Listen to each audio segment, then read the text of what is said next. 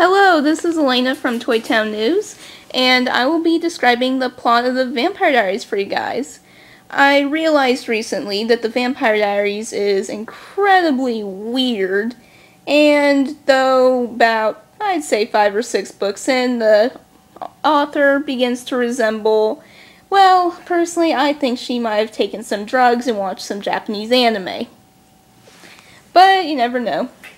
Now, I bet you're wondering what that stuff was in the beginning of that. Well, let me explain. You see, originally Harley was going to do this, but she decided she had other plans. Something about April Fool's Day. I don't know. So, I don't know what happened, but I got tied up. So, I'm out and we're moving right along. So, let's start with the first Vampire Diaries book. I can't remember what it's called. But anyway, let's get started.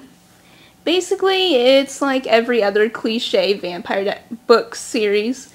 It starts out with our main girl. In this case, she's blonde and has the same name as me. Hence why I like the series in the first place.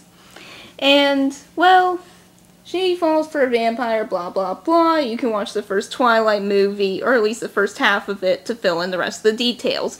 Anyway, nothing happens. And he disappears at the end, but basically that's it. It ends with her calling out, "Damon!" Reminds me of when I saw that Star Trek video and the guy was like, "Con!" But anyway, let's move along. Enough nerdness. So the second book is my favorite because it's the only semi-normal one in the series. Where our main girl, well, she talks with Damon, the bad guy, blah blah blah. He gives a speech saying, "I will turn you into a vampire by next snow." Well, that's my dumbed down version of it. So anyway, she ends up rescuing her vampire boyfriend from a well. Why he was in a well, no one knows. Why he doesn't remember how he got in a well, well, we can only assume he was drunk or something. So anyway, moving after that. Blah blah blah. Damon becomes evil. Well, he was already evil in the first place, but we know it for sure now because he is flirting with people for no apparent reason, and he bites her. And gives her some masquerade-esque fantasy. Personally, I think that was her opinion. So, after that, he starts feeding on her. But she doesn't tell her boyfriend. No, she's not smart like, well, I would say Bella, but Bella's an idiot. So, she's not smart like most girls in our vampire series. The only difference is this one was a whole decade before Twilight. That's right, Twilight's idiocy is not the first time this has happened. So then, she becomes a vampire buffet. And basically what that means is, well, a vampire's feeding on her. Or more than one in this case. What that means, I have no idea. So anyway, she doesn't tell her boyfriend because she's an idiot, and she slowly gets worse and worse. Oh, and he rescues her at one point when she's trying to retrieve her journal, but that's a pointless plot point that will not affect any of the later books, so moving right along. Later on, Damon bites her in one of the cool sequences, but I won't spoil it for you, you can read it yourself. It's one of the only points about reading this book. And he gives her blood, or at least she thinks he does. Then, after some frustration about announcing she's getting married to her vampire boyfriend after only going out for a long time of less than a year, she decides to drive. Well, she's being chased by some magical mist. So then she goes off a bridge for some reason and dies, but then comes back as a vampire. Moving right along to book number 3, she has no idea she's in love with the first guy and only remembers being in love with the second guy. So personally, I don't think she ever liked the first guy ever since she met the second guy. Let's face it, one looks like a caveman, the other is tall, dark, and handsome. You do the math. So then, she is a vampire, and she's a dumb vampire. But what's new in the world of our main heroines becoming vampires? Would you believe this is only, I don't know, maybe a 4th into the series? So then, after that incident, and it turns out their villain in that book was their old vampire girlfriend, it's pretty complicated and continuity problems, but we're not even going to get into that detail. So, next up, we have book number, 4? Well, actually, I should probably tell you up front, at the end of book 3, Elena offs herself as a vampire to protect them. Apparently, that has only failed 3 times before. It should work for the next time. So then, Elena is dead.